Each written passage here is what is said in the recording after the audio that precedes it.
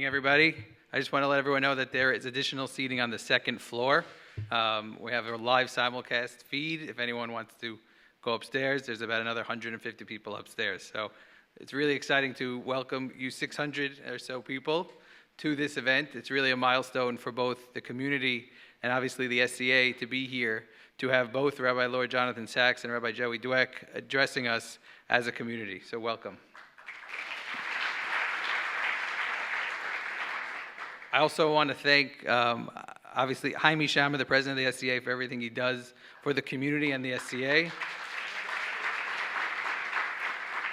And no SCA event would be complete without thanking Morris Bailey, Mr. Morris Bailey, for his leadership, his vision. So just a few words before we get into the main show, because I know you guys didn't come to see me. Throughout Jewish history, Jewish leadership has always been a bipartisan effort.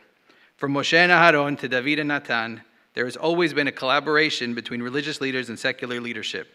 The religious leaders guide the people to fulfill the word of God, and the secular leaders assure the Jewish people a secure and safe future.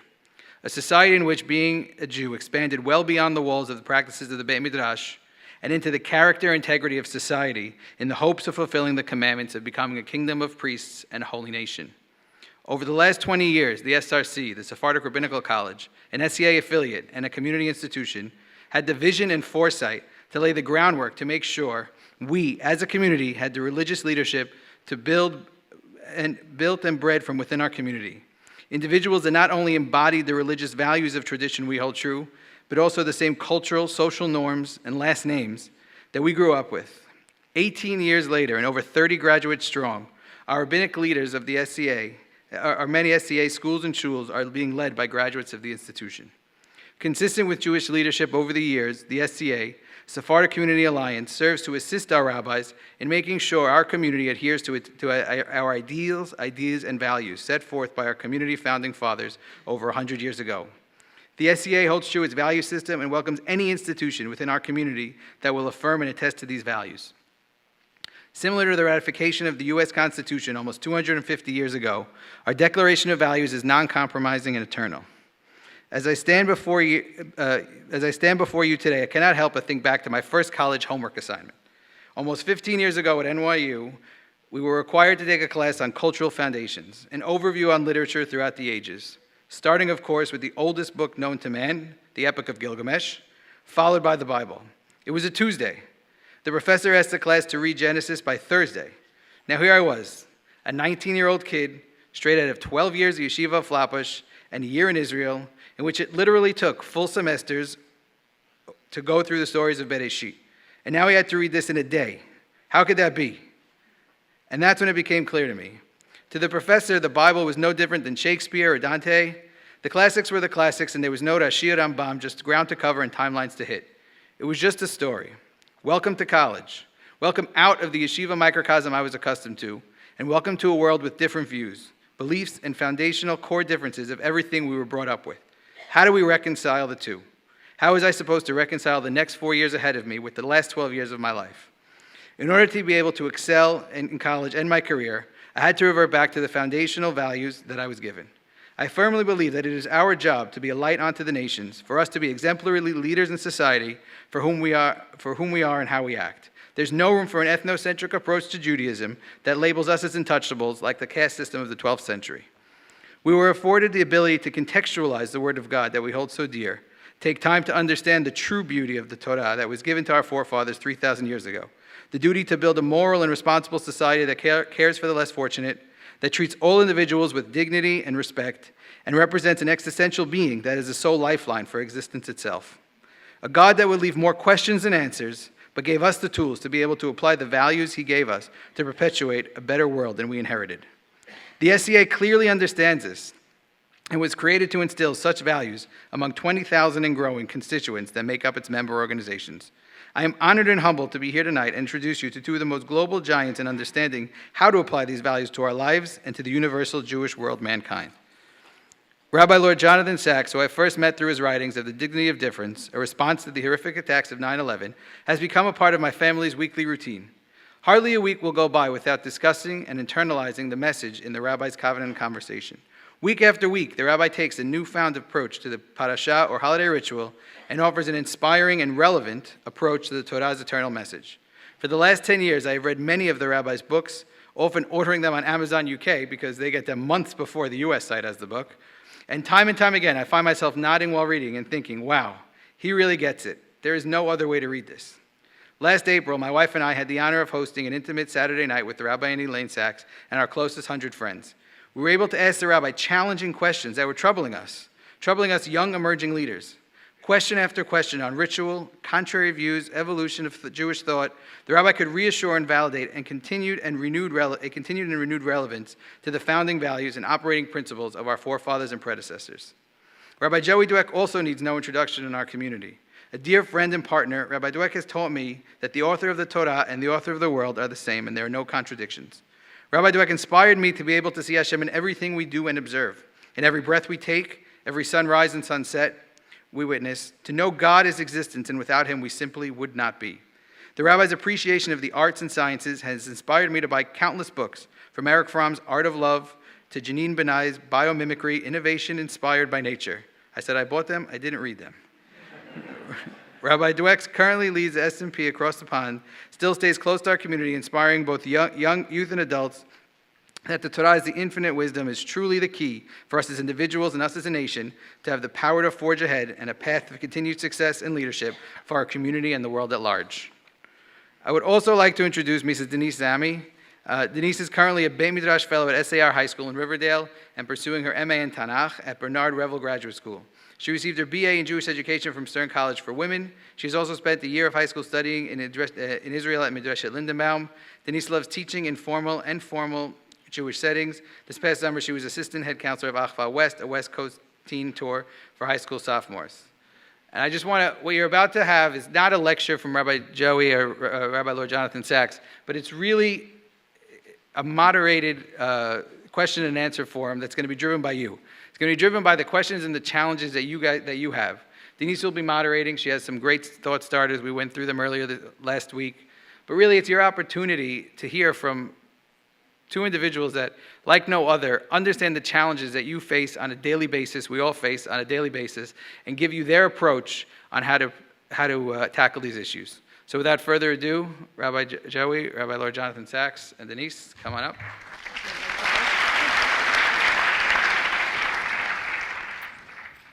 Good evening, everyone. I just wanted to begin by saying it is an honor to be here as a representative of the younger community. And I wanted to thank the SCA for organizing such an unbelievable event tonight with two really prominent figures. And I'd like to thank both of you, rabbis, for coming here tonight to share your insights with us. You both have been instrumental figures in my own religious journey, and I'm sure everyone in the room would agree the same for them. So thank you for being here.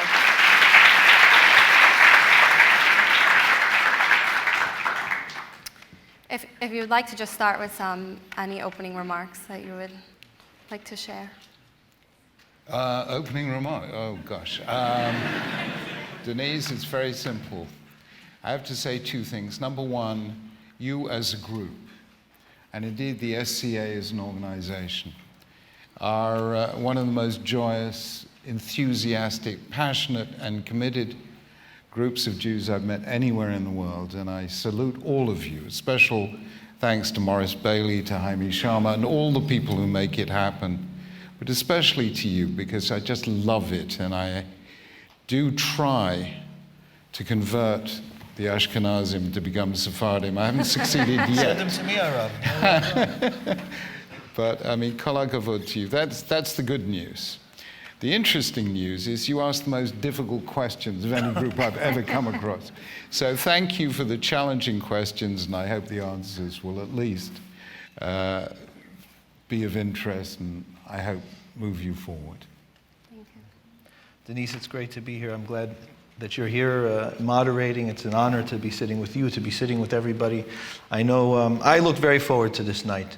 Before I say anything else, the Hachamim say, Asur ledaber lifnei mi shegadol mimeno b'chokhmah, that a person's not allowed to speak before one who is greater than him in wisdom. And so before I open with the permission of Rabbi Sachs, it's an honor to be sitting here with the Rav and to present together to everyone who's come here tonight. I mean, I spent 16 years in the Syrian community, and I watched many of you grow up, and had the pleasure of being able to teach you, to teach your friends, your cousins, your brothers, your sisters. So coming here is coming back home, and it's great to be home for a few days. So I'm on a special day of English weather. Thank you, Aram. Yeah, well, you got the pull. And so I'm looking forward, and I look forward especially to hearing the questions from the audience and to exploring together. Thank you. As we said before, we really want to hear from you, what's on your mind. So there should be a link that will appear on screen that will say where you should text in your questions to. But let us begin. Being that we have two prominent figures here from different communities, I'd like to start with the following question. Oh, here's the website, scaupdates.org/ask. So text in your questions, and I'm going to be getting them here, and maybe I'll be lucky enough to have your question chosen. So I'll start with a question that that's on my mind. As opposed to the Ashkenaz community worldwide, and especially in America, our Syrian community is unique in that we do not have the divisions of Orthodox, Conservative, and Reform. However, it's no secret that subsets of the community are looking towards the divisions of the Ashkenaz world. Some look towards the Haredi model, and others to the modern Orthodox one, while some say that they do not fit into either of these models. What can we learn from the experience of the Ashkenaz community who has been here for longer? What model should we follow, if any? Do you think that we are destined to experience similar schisms as in the Ashkenaz world, or do we have our own Sephardic model? We can start with you, Rabbi Zweck. All right. It's an interesting thing about the Sfaradim that we never developed these differences. And the truth is that it's the case not just with our community, but pretty much around the world. Even the Western Sfaradim, the Spanish and Portuguese, which I'm leading now in England, there is no such idea, of these divisions. I think there's many reasons for it. But no, I don't think that we're looking to try and fit into a particular model. That's actually been something that has been our legacy. We've always looked at Torah, the Sfaradim, have always looked at Torah as Torah. And how close I am, involved I am, in terms of my participation may be varied, but the Sfaradim have always recognized that as part of the nature of Klal Yisrael. There are people that are closer, there are people that are further, but the standard of Torah has always been the standard. And so the question really is a matter of education. And the inclusiveness has always been a hallmark of our people. So no matter how close or far a person is in terms of their observance, there is an acceptance in general in terms of the community, almost everywhere in the world. The question is education. So I wouldn't so much think about responding in terms of what model do we want to look at. More important, I believe, is a question of how are we educating, and to what level are we educating. And that's really where everything lies. It's the key to everything. There's one story that keeps coming up in my mind, thinking about, talking about the future and how it is that we're going to move forward. And I was teaching Sunday mornings about 6-7 years ago, Moreh Nebuchim. And I had one older man who was always coming to the shiur, and he told me a story about his grandson and his son. So his grandson was wearing pajamas with dinosaurs on them. And it was a very traditional family, for lack of a better term. And his grandfather turns to his grandson and he says, "Oh, Moshe, you're wearing dinosaurs on your pajamas." And his son comes running into the room and says, Dad, don't say that." He said, "What's the matter?" He goes, I told them they're dogs." And, the question is, that's the bigger question. Can we create, as far as Sfaradim are concerned, our community is our community. We embrace everybody. But how are we going to move forward in terms of the future? I'm sure that there are many people in this room, and I know that I had this experience growing up as well, that to some degree we have to hang our reality at the door when we want to go speak to a religious leader, a religious thinking person. Am I alone in that? Has anybody felt that? So that's the issue that I think is most pertinent that we have to address. And we should bank on the fact and build on the fact that as far as the Sfaradim are concerned, we are less concerned with what blocks we're in and more concerned, and should be more concerned, about what level of education are we instilling in the community and our people. Thank you. Denise, I want to answer you by stepping back and looking at the panoply of Jewish history. Some of the world's greatest empires set themselves to attack either Jews or Judaism. Every one of those was the superpower of its day.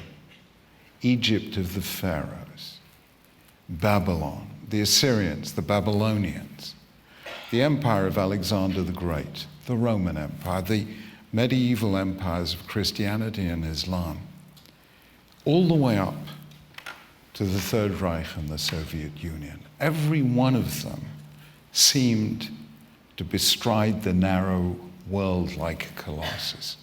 Every one of those has been consigned to history. And our tiny, vulnerable people can still stand and say, Am Yisrael Chai. However, 3 times in our history, we lost our land, our home, and went into exile. The first time, Joseph and his brothers going to Egypt.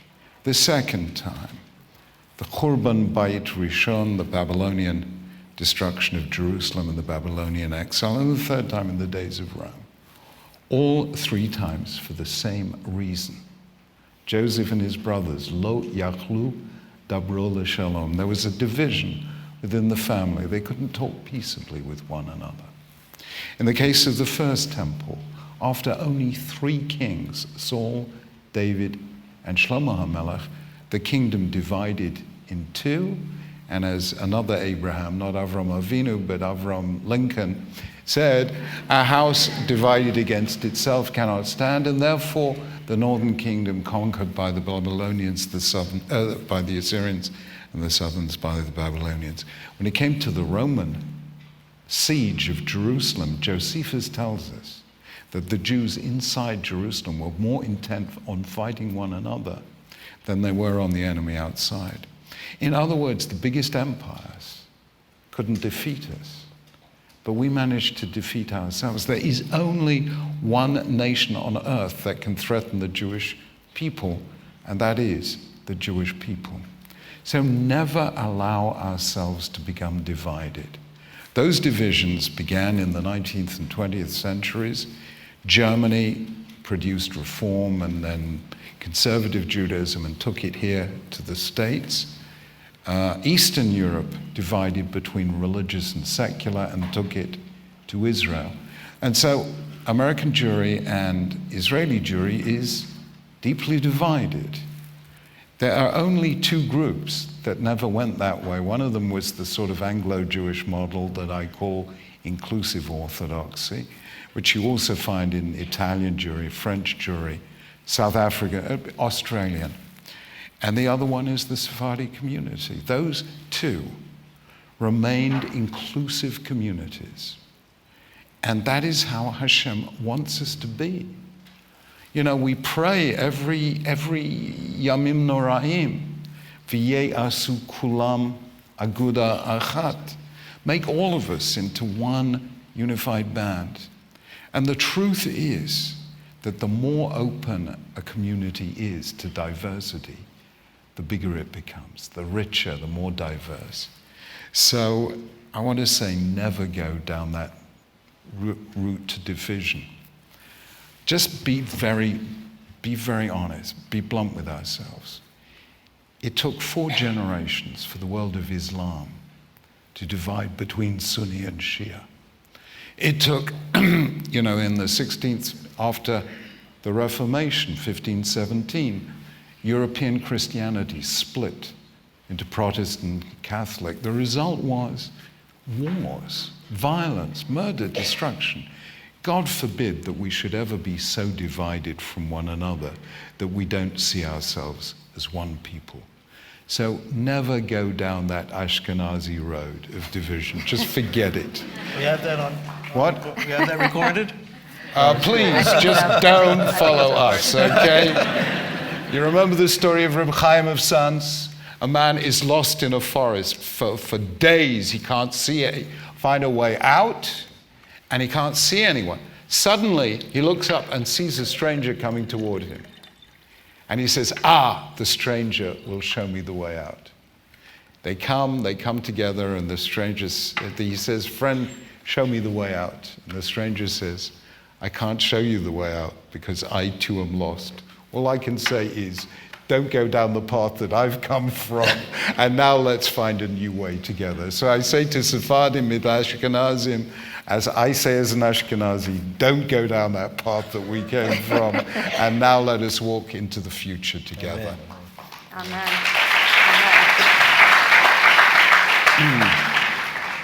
So I would just, Rabbi Sachs, I would like to ask you as a follow-up. You said that our greatest defeat is when ourselves are divided within the Jewish community. So more than just the division of the Ashkenaz or Sephardic, what would you say about a religious pluralism? Does such a thing exist? Is that an ideal? Should we be having dialogue with people of other denominations? Look, I think the truth is, and it's a difficult one, and Rabbi Dweck will know, I'm sure by now, your experience in Anglo Jewry, that it's very tense. It's not an easy thing at all. And in truth, I found this very difficult as chief rabbi, because on the one hand, everyone knows I'm an Orthodox Jew, and on the other hand, klape chutz, as far as the public was concerned, I was the voice of the Jewish community, so the non-Orthodox Jews found this very difficult. How come this man who doesn't daven in our shuls and won't enter our shuls is speaking for us? And I kind of, I found this very difficult, and I could feel their pain, but I didn't know what to do with it. In the end, after a period of turbulence, I said we have to have a principled stand on this. And this is the principled stand I took. On all matters that affect us as Jews, regardless of our religious differences, we will work together, regardless of our religious differences. And on all matters that touch on our differences, we will agree to differ, but with respect. So I work together with non-Orthodox Jews and non-Orthodox rabbis on interfaith relations, on fighting anti-Semitism, on defending and celebrating Israel, on welfare, on student life, and all the rest of it. We work together right across the board. When it came to shul life and school life, where we couldn't work together, at least we didn't speak badly about one another. We learned to respect one another, because if you want to receive respect, you have to give respect. So we managed that, and it was a principled position. And they realized that there were certain things that I couldn't do. And when we applied those principles, we finally achieved Shalom Bayit. I have to say, it took me about 15 years to get there, and there were turbulent years. It's stuck. But it's genuinely that way. I mean, it's really the way that we got there. Rabbi Dweck, would you like to respond? Yeah, I mean, listen, it is a very difficult issue. For me in the work, I thank goodness that Rabbi Sachs brought it to that point in England, and it genuinely does run that way. And I have very good relationships with all of the different leaders of the different denominations in Judaism that are in that country. And it's a bit refreshing, I have to say, because there is an understanding that we have a common goal as Jews, even if we have strong different opinions in terms of how we understand Torah and ultimately the religion. And there always needs to be that underlying understanding that at the end of the day, how many are we in the world? What's our percentage in the world? With the entire world trying to get at us and our hands tied behind our backs. So when we are together and we have any capacity to be able to support each other and keep our unity and solidarity, we really do have to strive for it. But I think that the fear is that when it comes to those ideological issues, when lines are blurred and not clear, that's when the fear sets in. And so that's where there has to be education. There has to be real understanding. And the more we are aware of our vision, our understanding, our scholarship, the stronger that we are, and the more we can work together as a people to be able to find unity. Thank you. Before I take the audience questions, I just want to shift the discussion a little bit. One area in which we see lots of differing opinions, whether it's Sephardic, Ashkenaz, Reform, Conservative, Orthodox, is regarding the role of women in Judaism. So here in our community, many of our grandmothers and great-grandmothers who, while they are the matriarchs of our family, were never educated in the religious sphere.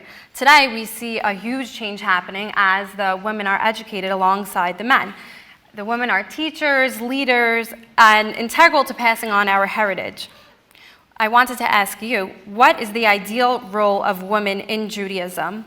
And is there a different role between men and women? Do we still have more to change in this area? And if so, what? Maybe we'll start with you, Rabbi Dweck. I know that you spoke about some changes that your own synagogue was facing regarding this issue. Yeah. Well, I have to say, our grandmothers and great-grandmothers may not have been educated in the traditional sense, but they were pretty educated as far as our traditions were concerned. My grandmother, may she rest in peace, she knew Birkat HaMazon by heart. She prayed full tefillah every day. She knew these things almost by osmosis, by hearing it from her parents, her mother, her father, and theirs before them. But you're right. There wasn't formal education. And that has to move with the times. It really does, because the way that we live in the world today is that there is no differentiation in terms of how it is that we're educated. Our community, the Syrian community, is coming up on this. It wasn't tradition. I think it's important for us to recognize and say it wasn't tradition even for many of the girls to go to university. We're coming into that the girls are going to university. The boys are developing forward that way. And when you have a world where every bit of information is accessible, literally at a touch, we cannot expect that information is just simply going to come in out of the air. And our sons and our daughters, it is our responsibility to make sure that they are educated and that they feel empowered. And that actually is a requirement of the Torah, that a parent must be sure that both their boys and their girls, their sons and their daughters, are empowered and provided with all that they need to be full-fledged members of society. And education is no different. And so from that perspective, absolutely it has to happen. What happened, you're referring to what happened in my community in England. It's a very patriarchal society. And especially, that's one thing that the Sfaradim we keep towing that along. And, that's one thing that I'd like to turn to the Ashkenazim and say, maybe we could learn a thing or two. It's a patriarchal system, even in the Western, Sephardi world. And women were not allowed to sit on the board for 350 years. And when I came in, one woman was allowed to be on the board. And we changed that. And so now it is equal, that women and men can sit on the board, and I insisted on it. As a matter of fact, even when I was here, head of school at Barkai Yeshiva, I insisted that there were women on the board. It's essential to our leadership, it's essential to our sons and our daughters to be able to see that they should be able to be completely involved in how it is that we run in our communities and our societies. So I'm grateful that I was able to do that in England. I'm grateful that that happened here when I was here, but it's only the tip of the iceberg. Really, we have a great deal to move in terms of that direction. Thank you. Rabbi Sachs, what have you seen in your synagogue in your time regarding this matter? What struck me here in terms of the Ashkenazi world is when the whole issue arose, and it arose really in Eastern Europe in the 1920s with Sarah Shanira and the Beit Yaakov school movement. The people who really gave her the bracha to do what hadn't been done before, to give girls the same kind of formal education as boys had. Don't forget, the Rambam himself rules like Rabbi Eliezer in the Talmud Yerushalmi, and he takes a negative approach to this. And believe me, even though Rambam was Sephardi, we've made him an honorary Ashkenazi as well. Good move. So what is striking is that the people who gave their bracha to Sarah Shanira were not people in the modern Orthodox world. They were the Chofetz Chaim and the Gerer Rebbe. Here in America, The people who really fought for women's education were the late Rav Yosef Soloveitchik, and the Lubavitcher Rebbe. Both of them really fought for that, and they were both very courageous. So, these were the Gedolim Sheba Gedolim. These were the absolute giants. And they said it has to happen because the previous situation, which had endured for centuries and thousands of years, was that women really didn't go out into the world, and therefore they learnt by seeing, not by formal instruction. But as soon as women started going out into the world, going to university, having careers, all of the Gedolim understood that they have to receive an education. Now the question is there a difference between what women bring to Torah and what men bring to Torah?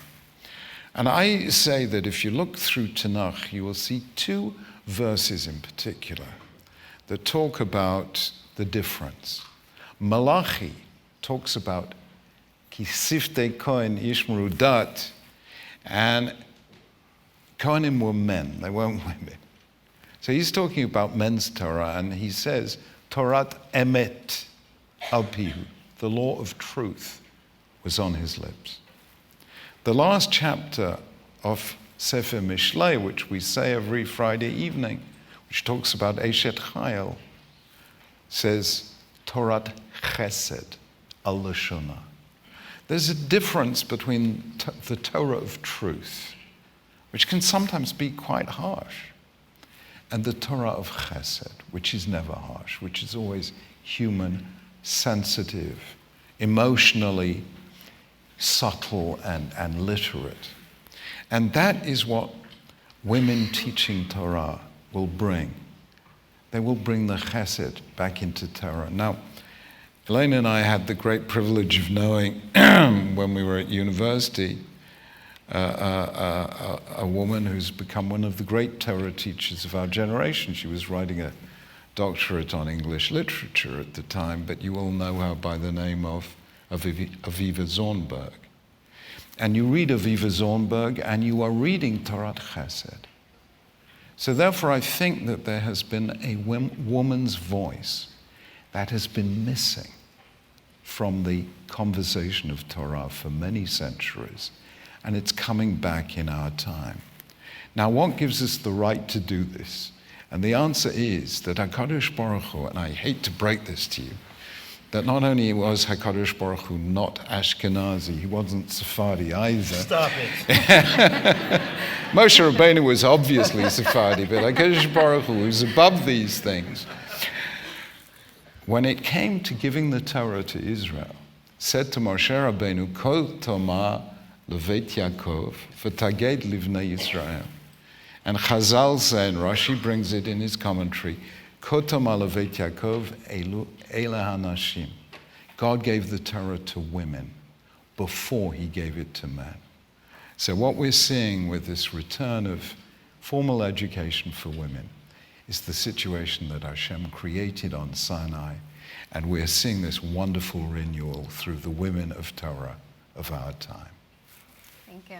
Thank you. Now we'll start with taking some of your questions. The first question is from Joe Batesh, who asks, he says that some of our brothers and sisters and friends move away from the community for 4 years to go away to college. How can we bring our community values with us, and how can we make sure that Torah remains a relevant foundation for us? And I would just add, since we're talking about change, such as women's issues that are going on, this is something clearly new that's been happening in the community. Do you think there is a danger even for kids to go away to college and not be staying in their community for those 4 years? Well, I'll tell you very, very simply. First things first, go to a college where there are a lot of Jewish students. There's strength in numbers. Don't go to a place where you're going to be very isolated, where overwhelmingly you're surrounded by non-Jewish values, and some of them today, sadly, have become very hostile through the BDS movement, which is affecting a number of college campuses here in the States and in Canada, as it's affected for some years now, college campuses in Britain. So the first thing is go to a place where you have really good support. You have Yale and Harvard and Princeton and the Ivy Leagues. We only have Oxford and Cambridge. I had the privilege of studying at both Cambridge and Oxford. Oxford had Jews, but kacha, Whereas Cambridge, they once said about Cambridge that Hashem doesn't daven in Cambridge because it's too frum for him. So I spent my undergraduate years in Cambridge, and I found my whole Jewish identity was strengthened, not weakened. But so go to a place where Jewish life is strong. The second thing is, somebody once said to me, how many Norwegians are there in Washington? I said, I don't know. How many are there? He said, well, not many.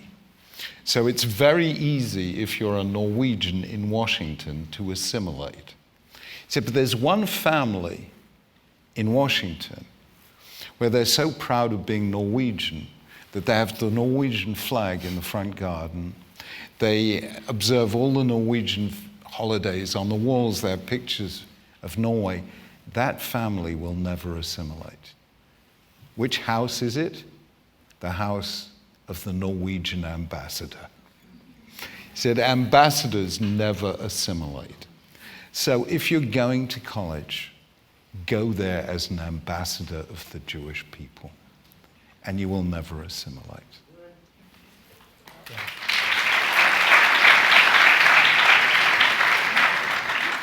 This is the thing. It starts before college. It is very important that wherever it is that we go, when we're not home, that we take the ambassadorial mindset with us. But as a community, we have a responsibility to instill within our children a sense of identity, so that when they do go out, they can be ambassadors. And it's a complicated question, because when we do, of course, there's no way to be able to really be a full-standing individual in this world without being educated on a university level. It has to happen. And of course, it's the appropriate thing to do, but it is complicated and it is dangerous. And we really, as a community, have to think about how are we educating our children in those terms. We're teaching them data, but how strong is our teaching of principles, of understanding what it means to be Jewish? So we're speaking to an 18 to 30-year-old audience. Anybody over 30 here? Do I have to call security? It's okay. So you're hearing this, and the question that you have to ask yourself is, how was I educated? Did I get that education? And now that you're coming into adulthood, what will you do to ensure that your children, your younger siblings, the people that are coming after you are going to make sure that they have that education? What will you do for yourself, as the halakha is, to teach yourself about those things? The Rambam, at the end of Masechet Brachot in his Perush to the Mishnah, he writes almost passively one of the most powerful lines that I have seen in his entire Perush. And he says it outright. He says, Yakar be'enai, it is more precious in my eyes, lelamed ikar mikareh hadat ve'emunah, to teach a fundamental principle in our religion and our belief, our faith system, mikol davar she'alamed, more than anything else that I will ever teach you. And this is the Rambam speaking. This is the entire Torah the man put down. He told you unabashedly, you don't have to learn anything else but my book. I taught you everything. Right? This is the Rambam. And he writes that more important than anything, than any halakha, any detail, any data point, are the principles. Have you learned the principles? Are your teachers teaching you the principles? Are you pressing them to give you a framework of principles? The Rambam made sure to put 13 of them down in clear, succinct terms that anybody could take them with them wherever they go. So the issue of university is absolutely essential. There's no question about it. And of course, when we go, we should make sure to put ourselves in situations that are secure. But it starts before that. It starts when we're in second grade and third grade and fourth grade, and how it is that we're learning, and what is the nature of our Jewish identity, and is that being intact? And that's something that the adults have a deep responsibility to make sure happens, and that the younger generation has a responsibility to insist that it occurs. Thank you.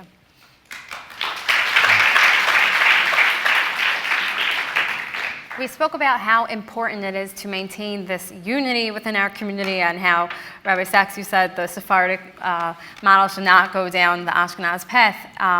So my question to both of you is, well, it's not my question, from the audience. Their question is, how can we maintain this unity, and is it possible to heal the rifts that have ensued thus far within our community? What would be the answer to trying to mending the gaps between the two communities maybe that have been created within our community? You're talking about within the Syrian community? The Syrian community or the world, the Jewish world at large.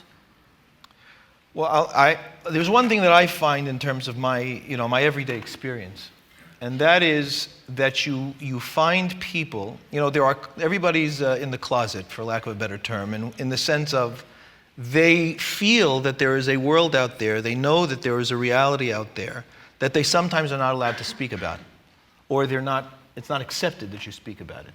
And so you end up finding someone who is willing to entertain ideas, even though maybe outwardly you wouldn't expect that they're willing to entertain ideas, thoughts, questions. It begins on a human level. If we go out there and we judge everybody based on what we expect, their kippah, their dress, their neighborhood, and so on, is who they are, then we've lost the game before we've even gotten out of the door. It begins on a human level. And one thing that I've understood in my limited experience of being in the Jewish world, teaching in the Jewish world, growing up in the Jewish world, is that we are all human beings. We all want to live the best lives that we can. And when you find somebody, and you do find, that is interested in speaking and thinking with you, that you build from there. So it starts from personal relationships. And we shouldn't be afraid to build those personal relationships. And sometimes, Mark Twain said that travel is fatal to prejudice and bigotry. Travel is important. To step out of our very familiar circles helps us to be able to see another Jew somewhere that we otherwise would normally not speak to, and go over and begin speaking to that person, to be able to recognize that this is somebody that I share something very deep with. And we don't necessarily do enough of it. We become certainly in the community, we've become very comfortable in what we know and how we do.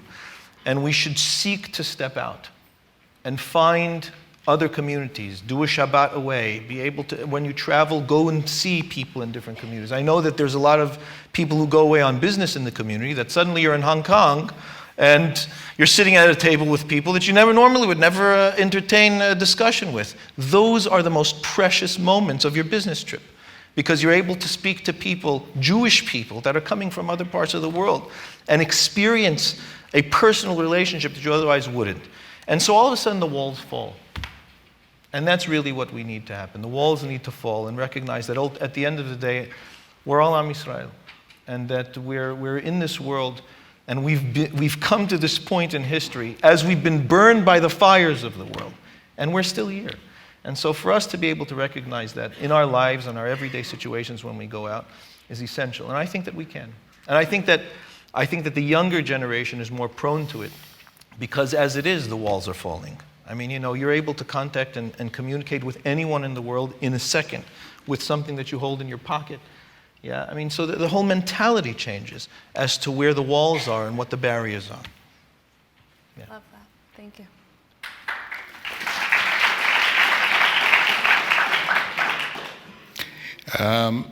Three ways in which you can heal the divisions in the Jewish world. One, I learned from a very wise Israeli who for some years, an American who went to Israel, who for some years was running Hillel here in the States. And we bumped into him at the airport, in Ben Gurion Airport. And he said, I've just come back from the big Hillel conference. He said there was an Orthodox minyan, a conservative minyan, a Reform minyan, and a Reconstructionist minyan.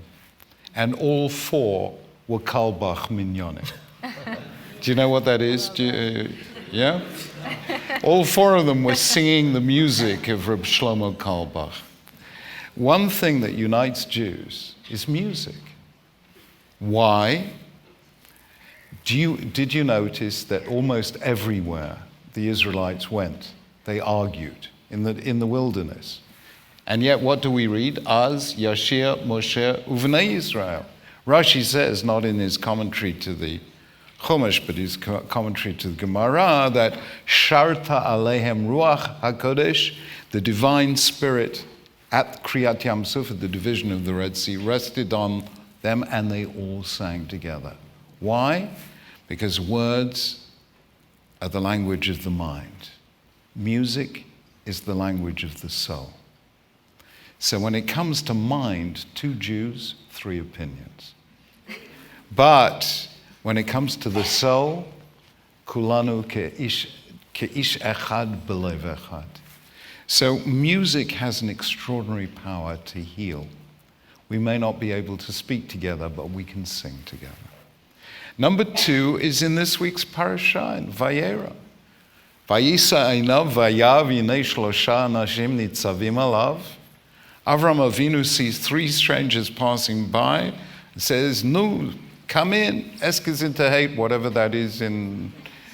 Would you translate that for me, Rabbi Dweck? Welcome.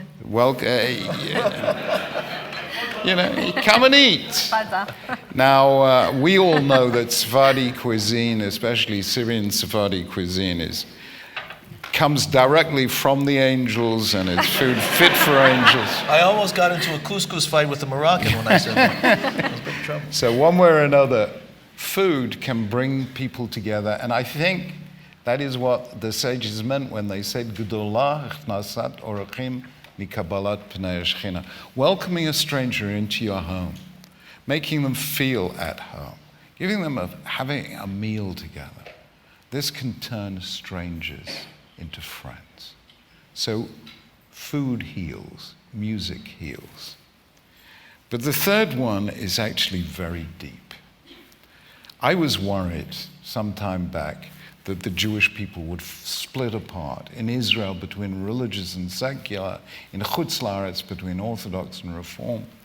So I got a charity to donate to make possible a major conference in the summer of 2000 at the Hebrew University. I thought, let's start with academics, instead of rabbis. I didn't know I could get all the rabbis in the same room. But we got academics from 92 different universities, from 16 different countries, academics from Harvard, Yale, Princeton, and from Kol HaZramim, all the strands in Jewish life. And after a day and a half, 2 days, I said to Elaine, "It's been amazing. There's good news and there's bad news. The good news is we have listened to some of the best speakers in the world. The bad news is we witnessed some of the worst listening in the world. Because everyone was speaking, but nobody was listening. So I said, I can't take this anymore because nobody's really open to one another. I said, in Israel, they have a man they call Admor Shel HaChilonim. The Rebbe of the secularists. He's called Amos Oz.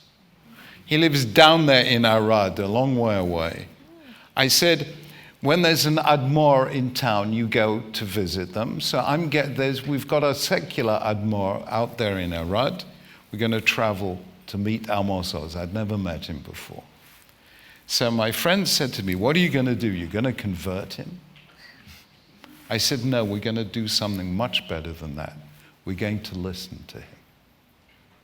And we went and we sat with Amos Oz and we listened to him. And he became a very warm and special friend. And we've done conversations in public together. I will never forget his opening sentence when we did something together in Bar Ilan. He said, I don't think I'm going to agree with Rabbi Sachs on everything, but then on most things, I don't agree with myself. So when I brought out a new translation of the Siddur, the Quran Siddur, I translated Shema Yisrael, not as hear, O Israel, but as listen, O Israel, because hearing is passive, whereas listening is active. I think if we really listened to one another as Jews, we would hear the humanity that we share, the history that we share, the goral, the fate that we share. So we spend too much time talking to and at one another, and not enough time listening to one another. And good, active listening can sometimes heal the divides between religious and secular, as we saw with Amos Oz. And I think that we ought to take seriously Shema Yisrael. Learn, O Israel, how to listen to someone who's different from us.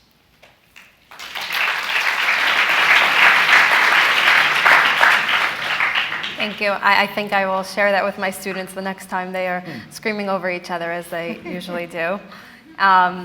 So we had over there music, food, and listening. I think the SCA has the food thing down, as we have our young adult dinners. So maybe next event we have to have some concert behind me, so get that down. Okay. The next question I think resonates with a lot of people here, who I know it does for myself, which is those of us who have religious doubts. So for those of us who might struggle with our doubts or are stuck on the question of truth regarding certain fundamental Jewish principles, how do you recommend they pursue their quest for answers with intellectual honesty? Rabbi Sachs, would you like to begin? Look, here's the story. Here's the story. I was studying. I never went to university to study to be a Rav. I never even contemplated becoming a rabbi. When Elaine and I met and got engaged and got married, we had no idea that life was going to take us in this direction. But I was studying philosophy at Cambridge University, and the idea that you could be a philosopher and a religious believer in those days was a contradiction in terms. There were none. So obviously, studying with a lot of very clever atheists, I had many questions. I can't say I had many doubts, but I had many questions. And so one summer, I remember it cost me $100. I bought a Greyhound bus ticket. And in the immortal words of Simon and Garfunkel, I came to look at America, counting the cars on the New Jersey Turnpike. So I went around America, meeting all the rabbis I could meet. And I can't tell you how many extraordinary rabbis I met in extraordinary places. And I asked them all my questions. So I really must have met 30 or 40 of the leading rabbis in the world. But as we were talking, and I was 19, 20 years old at the time, I was talking, two names kept coming up in conversation. One of them was Rabbi Soloveitchik, well known as the most brilliant Jewish thinker of the day. And the other one was the Lubavitcher Rebbe, Rabbi Menachem Mendel Schneerson, and the greatest Jewish leader of the day. And so I decided that if everyone is talking about these people in such hushed terms, I really had to meet them. Now, it took a fair combination of chutzpah and persistence to get to meet the Lubavitcher Rebbe and Rav Soloveitchik, but I met them both. I sat for an hour with the late Rav Soloveitchik Zatzal, and it was an extraordinary thing. That was while he's in the corridor of Yeshiva University, while his Talmidim were preparing for the Gemara Shir. I had a 25-minute yechidus with the Lubavitcher Rebbe. And those two encounters were encounters that changed my life. So I didn't just stay with the doubts or the questions. I went to meet the people that I thought either could answer the questions or inspire me, at least to keep on searching. And I think that was the best decision, other than getting engaged to Elaine, that was the best decision I ever made in my life. So travel, journey to the people that you would like to learn from. And even if they don't answer all your questions, at least they give you a role model of what it is to keep searching and keep growing spiritually. It really is that. I mean, you know, I didn't realize that we share that in common. I mean, I wasn't planning to be a rabbi either. Just that Margalite's still waiting for me to snap out of it, you know. But, you know, we're here, and this is what's happening. But there's no question that, look, the intellectual endeavors are important. We do have to try and understand all that we can understand.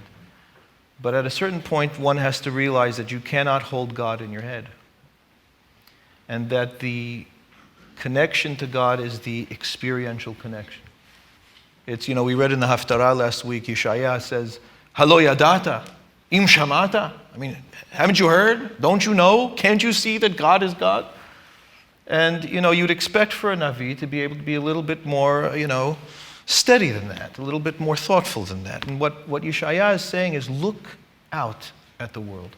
Recognize that it is alive, that it's responsive, that there is a spirit that flows through it all, and that you can trust your feelings and your emotions and your experiences when you are enthralled at the beauty of a world that you find yourself a part of, that you indeed are an expression of. You are part. You're not just an outside spectator. You are the world. You recognize that the entirety is part of you.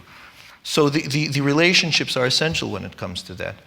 And to be able to, you know, you think about Ruth and Naomi and Megillat Ruth, which is the paradigm of how it is that we see people coming into Israel and becoming part of those that worship the God of Israel. And what does Naomi do for Ruth? Does she sit and give her a whole shiur? No, she doesn't give her a whole shiur. Yeah, the Chachamim say that there were a few halachot that she taught her. But essentially it was Ruth saying to Naomi, whoever your God is, that's the God that I want to be connected to. Wherever you go, that's where I'm going. Which means that Ruth saw in Naomi a holiness, something beautiful, something special in her soul that she wanted to connect to, and she understood that through that was the connection she would have with God. She becomes the grandmother of David HaMelech. Not in her astounding intellectual prowess. She becomes the grandmother of David HaMelech, the king of Israel, because she saw clearly in the world, through the expressions of the world, most importantly in a relationship, God. And that really is where it is that it lies. And so yes, I mean, one is not to say that the Rav is correct. It doesn't need the validation of the point, but I absolutely agree with that. There's no question that the experience of God is in finding somebody that you realize does see what Yeshaya is talking about. Ken yadati, ken raiti, shamati, I see it, and let me share it with you. And so it's in that sharing, it's in that bond, it's in that love and connection that ultimately a person is able to feel it. And what's happening in the world today, and this is the last point I'll say, what's happening in the world today is that we are afraid to feel. Because everything has to be explained, proven down to the letter, and it's important that it should be, but there's more to it than that. There are things that we cannot put in words. There are experiences that we know in our heart and soul. And what empowered me growing up and learning was that I saw people that weren't afraid to have those experiences, to speak about them, to speak about their feelings and the spiritual movement that they had in the world. And that's something that we have to teach our children from the time that they're very young. They should never be afraid and embarrassed that they are moved by something beautiful, that they are yes, they are feeling Kedusha when they come to the Bet Knesset, when they hear a beautiful tune, when they hear beautiful words of Torah. That's something we shouldn't be afraid to teach our children and to empower them and say that, yes, what you're feeling, that is it. Yeah, and I think that that's something a bit that we're missing today, and that we should not be embarrassed or afraid of speaking of, teaching, sharing, and feeling. Thank you.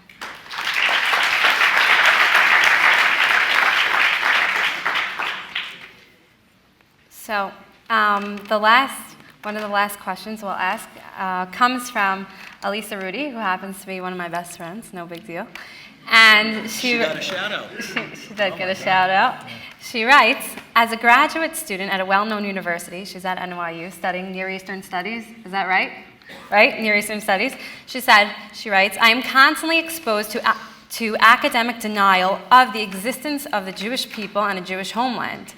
In fact, I find that the most vociferous of those in the administration who deny nationhood are the Jewish professors themselves. What do you feel is an appropriate reaction to someone like me who finds their very basic values being debunked? Are they right?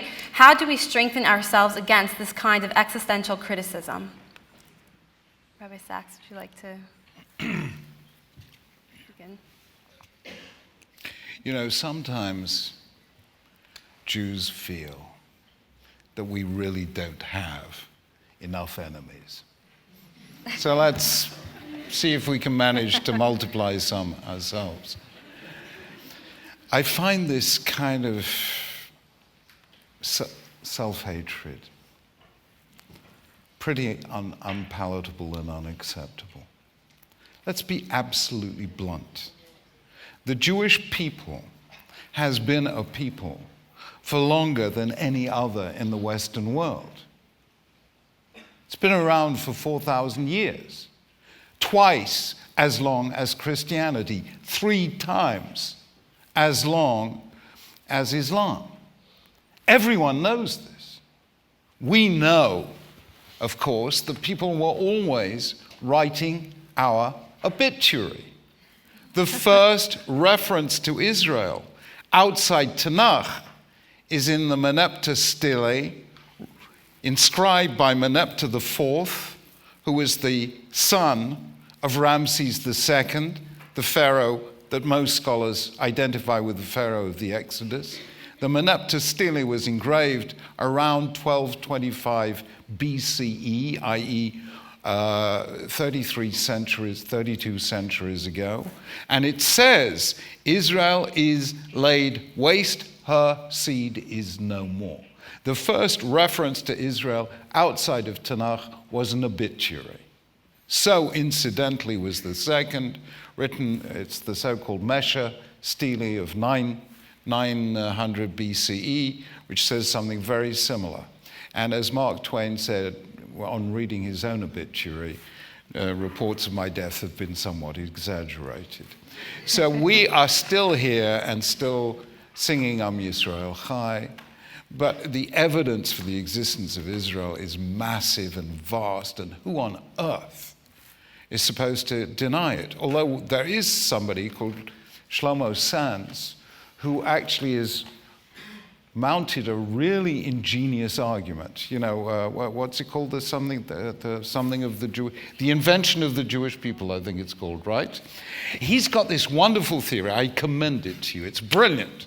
First of all, he's worked out that the Palestinians are actually Jews because they were the Jews who stayed in the land of Israel when everyone had left, and they were then forcibly converted first to Christianity, then to Islam. So they're really Jews. We Jews aren't Jews at all. We are descendants of the Khazars, about whom Yehuda Halevi wrote the Kuzari.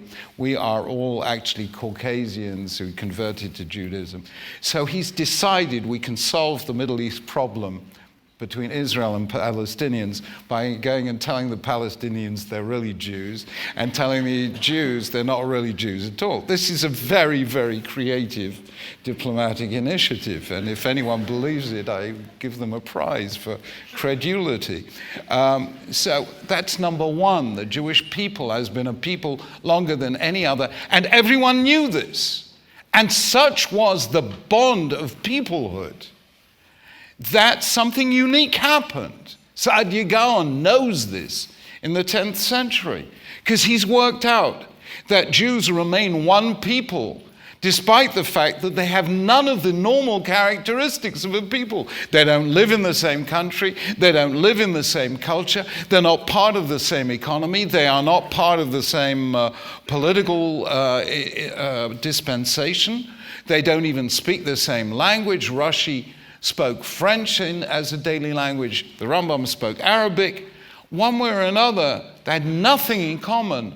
Ein umateinu uma ela b'torateha. The only thing they had in common was the Torah. And yet, despite the fact that they were scattered all over the world, they knew, and everyone else knew, that Jews are one people. Everyone knew this. We were the world's first global people.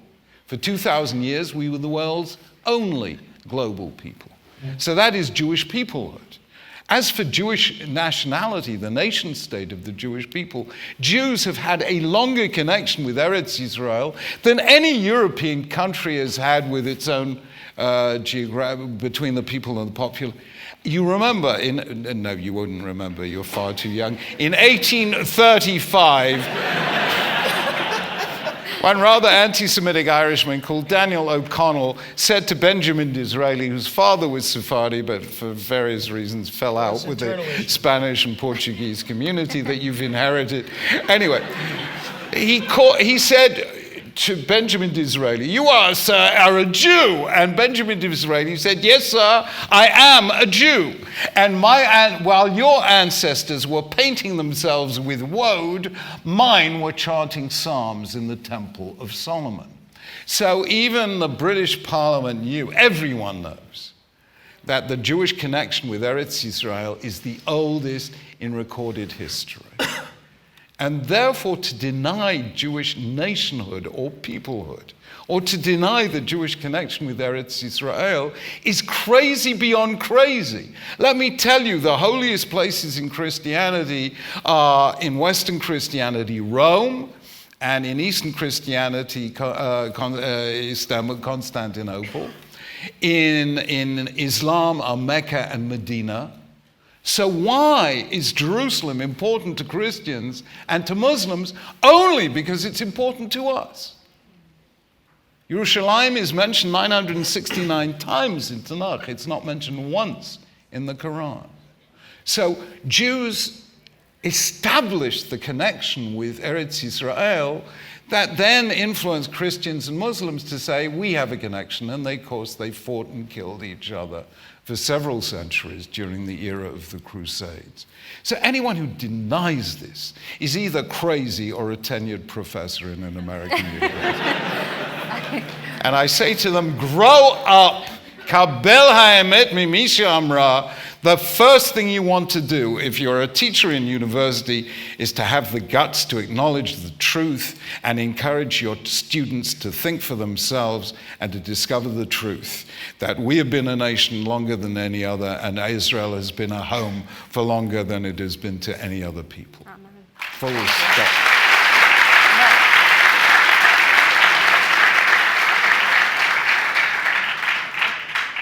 What more can I say? But I'll come at it from the other angle. Because you're coming in to hear these people.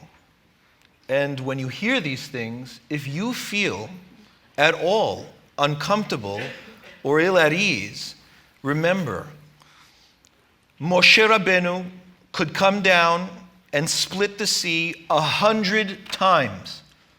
And it would pale in comparison to the fact that you and I are sitting here as Jewish people.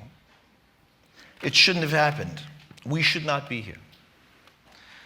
We have gone through 30 centuries, if you start from Avraham Avinu, 40 centuries, with the world trying to destroy us at every single point. We don't realize what it means to be sitting here, to be able to consider ourselves Jews, to speak of what it is that we're speaking about tonight, what it is that Jews across the world continue to speak about.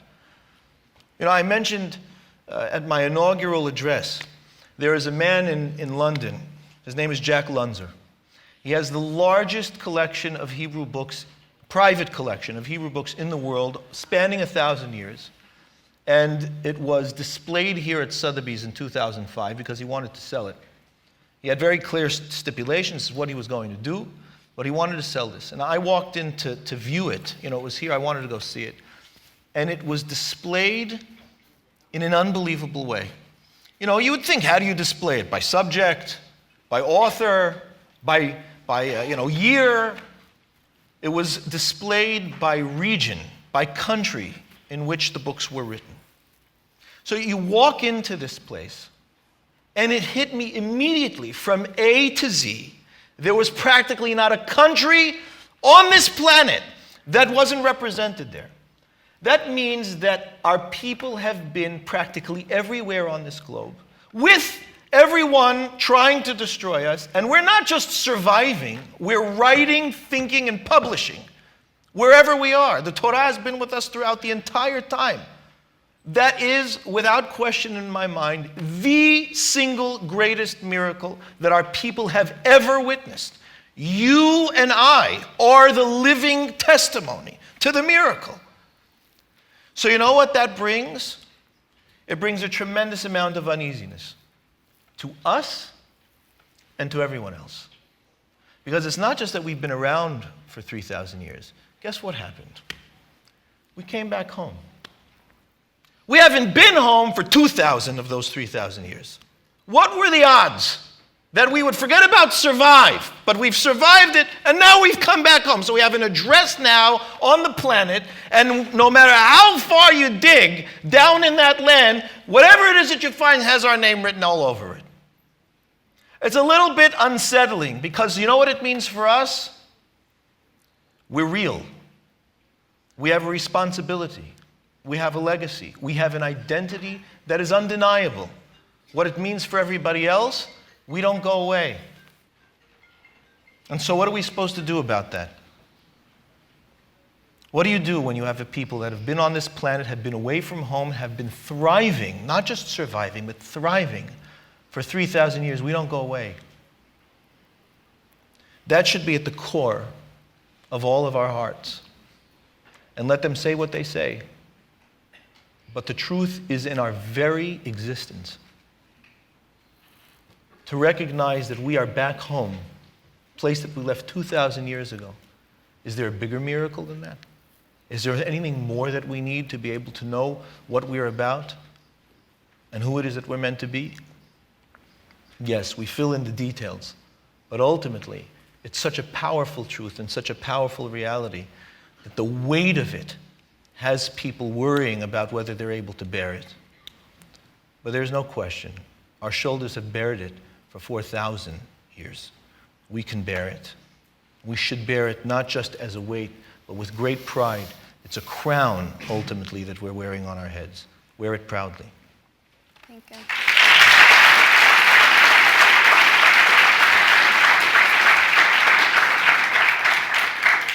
So we're basically out of time, but I just wanted to ask a one-sentence piece of advice from each of you. Being that we are a room full of young people here who, God willing, soon will start families of their own, what would you say is the key to passing on our Jewish heritage and traditions and keeping the next generation inspired and wanting to be a part of the Jewish community? Build relationships and seek wisdom. Build relationships and seek wisdom. They are the most important elements of your life. Not more than that.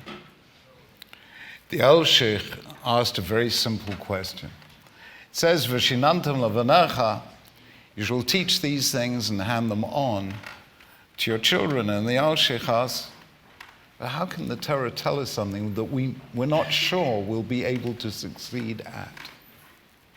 And he says the Torah gives the answer, just 2 verses before. V'ahavta et Hashem Elokecha. If you love God with all your heart and all your soul and all your might, you will hand it on to your children. The English poet William Wordsworth wrote this wonderful poem called The Prelude, in which he said, what we love, others will love, and we will show them how. What my late parents of blessed memory did not have the privilege of the kind of Jewish education that is open to all Jewish children today. They had to leave school young.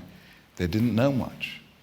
But one thing we knew, my 3 brothers and myself, without them having to say a single word, was we knew they loved Judaism.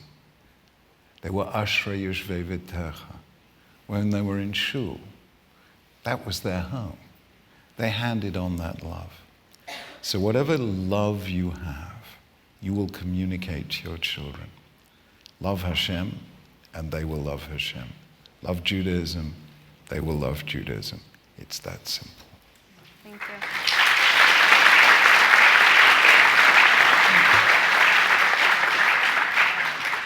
I want to thank, you go. I want to, first of all, thank Denise for some great moderation.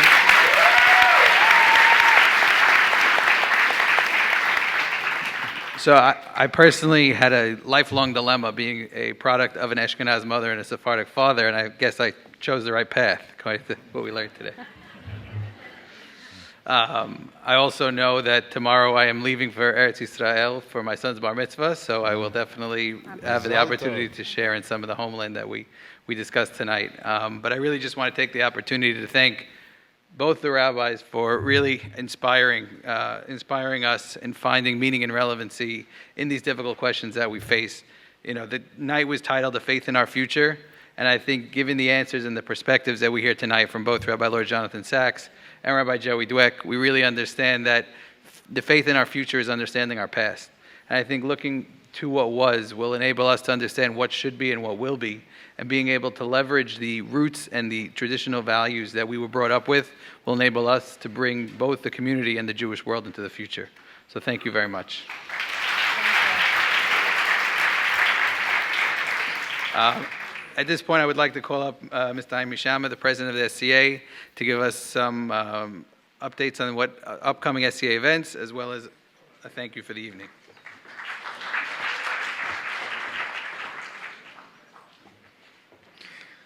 Thank you, Joey. Thank you. Thank you for attending tonight's event. People vote with their feet, and you're here, and you're expressing to us, the SCA, what it is you want from us. And you can do more of that by completing our survey, or by visiting our website and completing our survey. We have your questions. We want to help answer them. Denise, thank you. Rising star. Very excited that you were here.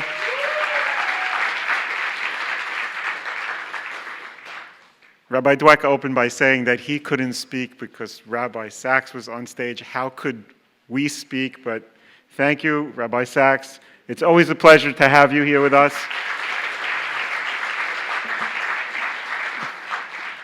Rabbi Dweck, we have you in the summer. We look forward to seeing you again this summer, and it's a tremendous treat to have you again here this week. To have the two of you together on stage is truly remarkable. Thank you.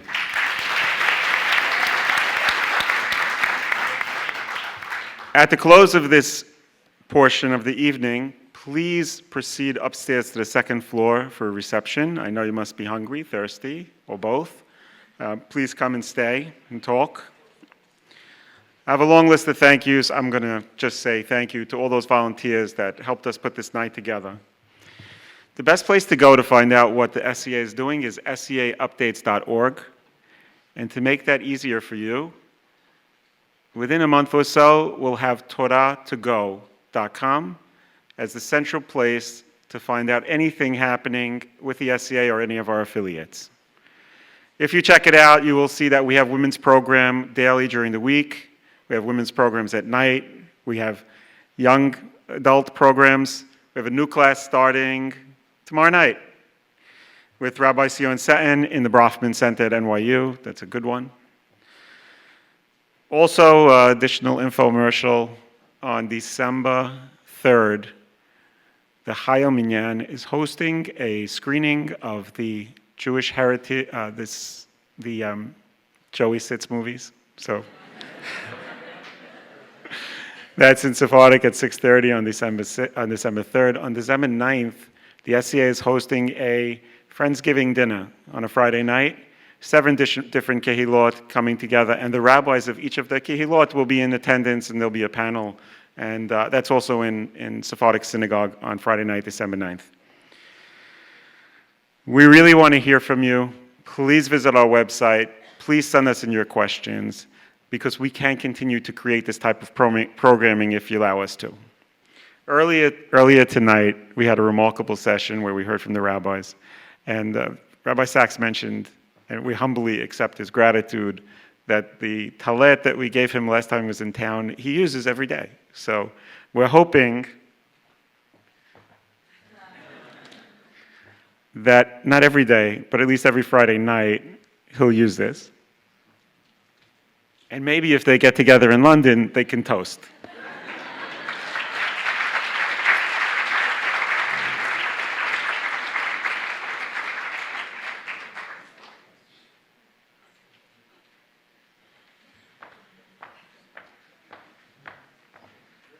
That is the close of the evening. I hope that you will please join us upstairs on the second floor for refreshments, a light dinner. Thank you.